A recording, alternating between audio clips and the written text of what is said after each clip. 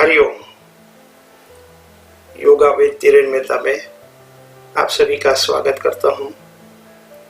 आज का हमारा सब्जेक्ट रहेगा अष्टांग योग। अष्टांग योग के बारे में हम आज क्लास में जानेंगे। क्या है अष्टांग योग? अष्टांग योग का वर्णन पतंजलि योग सूत्र में किया गया है। अष्टांग का अर्थ होता है योग के 8 अंग। योगा के 8 अंग हैं जो हमें शरीर, मन और आत्मा की शुद्धि के लिए परम शांति देने वाला, आत्मज्ञान की ओर ले जाने वाला ये योग है, अष्टांग योग। ये 8 योग कौन से हैं मैं आज आपको बताऊंगा। उसमें आता है यम, नियम, आसन, प्राणायाम, प्रत्याहार, धारणा, ध्यान और समाधि। ये 8 अंग हमारे शरीर में बहुत ही इम्पोर्टेंट चीज है। अभी यम, नियम, आसन, प्राणायाम ये सब तो नाम तो सभी को सुना है, लेकिन इस पे भी और डिटेल रहती है। यम के अंदर भी 5 नियम रहते हैं। 5 यम कौन से है? 5 यम रहता है। तो यम का अर्थ है बाहरी आचरण और दूसरे के प्रति हमारा व्यवहार पर 5 सिद्धांत बनाते हैं। ये 5 सिद्धांत है। उसमें पहला सिद्धांत ये है अहिंसा। किसी भी जीव की अहिंसा न करना, विचार, वाणी और व्यवहार से। दूसरा रहता है सत्य, हमेशा सत्य बोलना। कुछ भी हुआ लेकिन आप हमेशा सत्य बोलेंगे। अस्तेय, अस्तेय, अस्तेय का मतलब ये होता है चोरी न करना।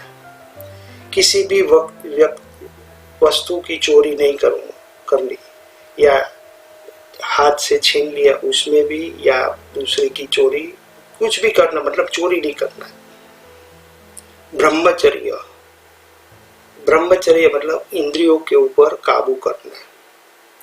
और अपरिग्रह, आवश्यकता से अधिक संग्रह न करना। जितनी आपको जरूरत है उतनी ही चीज आप लीजिए, ज्यादा संग्रह करने की जरूरत नहीं है। ये हमारे 5 सिद्धांत रहते हैं। ये शरीर के अंदर, शरीर के लिए, हमारे स्वास्थ्य के लिए और हमारे जीवन के लिए, इस सारे संसार में रहने के लिए ये एक सिद्धांत होना जरूरी है, प्रिंसिपल होना चाहिए। ये सारे प्रिंसिपल है। ये हमारे समाज और आदर्श और नैतिक जीवन में जीने की दिशा देते हैं। दूसरा होता है नियम। यह हमारे स्वयं के लिए अनुशासन और आदतें हैं। 5 नियम बनाए गए हैं। 5 नियम में क्या है? नियम मतलब सबसे पहले होता है सोच, जो नियमित रूप से हम सुबह जाते हैं। आंतरिक और बाहरी शुद्धि को हम के लिए हम ये सोच करते हैं। शरीर में हम जो भी खाना खाते हैं तो उसको हमको निकालना रहता है, या पाचन के, तो उसको शुद्धि मतलब सोच जाना जरूरी होता है। संतोष, हमेशा संतुष्ट रहना। जो मिला परिस्थिति के अवसर पर आपको संतोष रहना जरूरी है।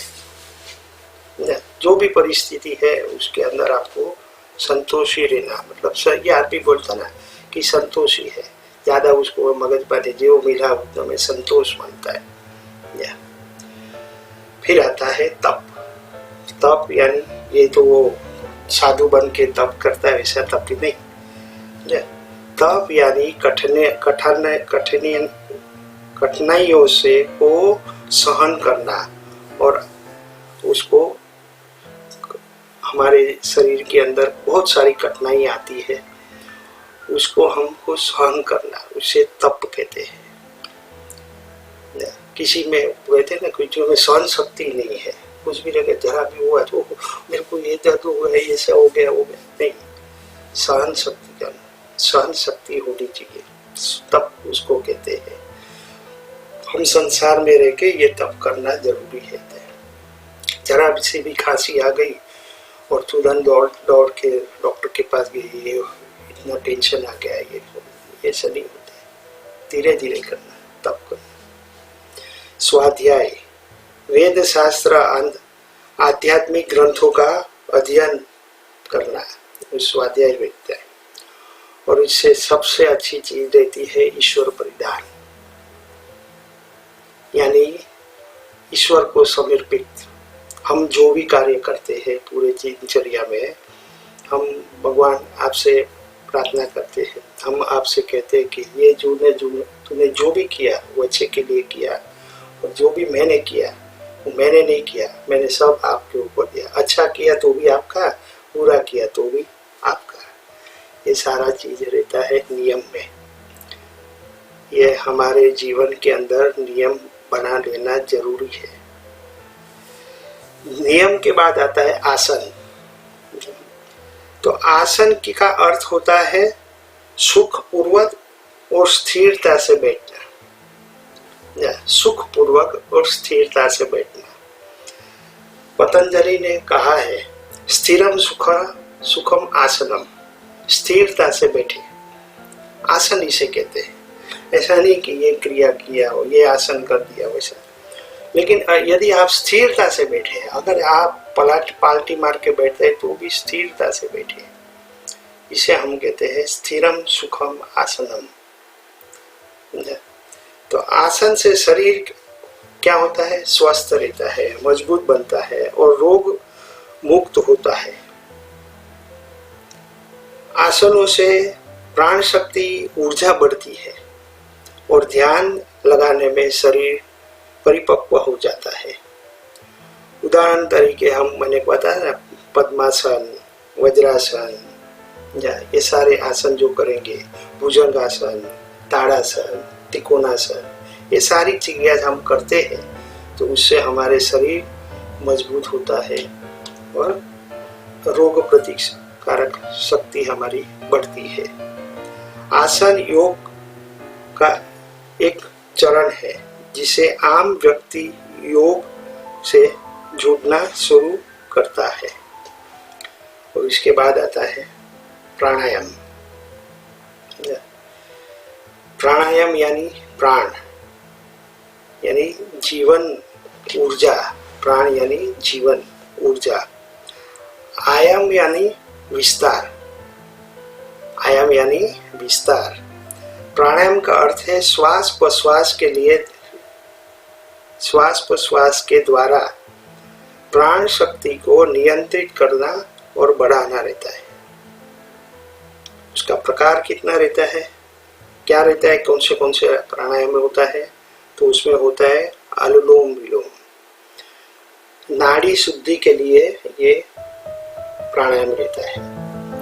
अनुलोम विलोम कहते हैं ना, कोई बोलते हैं नाड़ी शोधन प्राणायाम, अनुलोम विलोम। दूसरा आता है कपालभाति, जो मानसिक शांति के लिए रहता है। फिर आता है भस्त्रिका। भस्त्रिका जो रहता है वो शरीर की ऊर्जा और शक्ति बढ़ाने के लिए ये क्रिया होती है। साथ में उसके बाद आएगी उज्जयी, सूर्यभेदी, शीतली, शीतकारी, हितकारी इत्यादि। ये सारी चीजें जो है वो हम प्राणायाम में आती है। इसके लाभ, श्वसन तंत्र को मजबूत होता है, तनाव और चिंता का कम होती है, मन एकाग्र करता है, मददरूप होता है, रोग प्रतिकारक क्षमता, इम्यूनिटी बढ़ाने में मददरूप होती है। यम और नियम, जिसको नैतिक और अनुशक्ति बनाते हैं। आसन जो है शरीर को स्वस्थ और ध्यान योग्य बनाते हैं। और प्राणायाम जो है वो मन और प्राण को संतुलित करने में, ध्यान की तैयारी करने में मददरूप होती है। तो आज हम 4 प्राणायाम के लिए हमने डिस्कस किया और इसके लगते ये सब हमने सीखा, देखा। इसको अमल में लाना हमारे जीवनचर्या में, हमें इसे अमल में लाना जरूरी है और साथ में ये आसन भी करना जरूरी है, जो आसन अभी हम करेंगे। तो सभी लोग रेडी हो जाए और आसन करने के लिए। Thank you.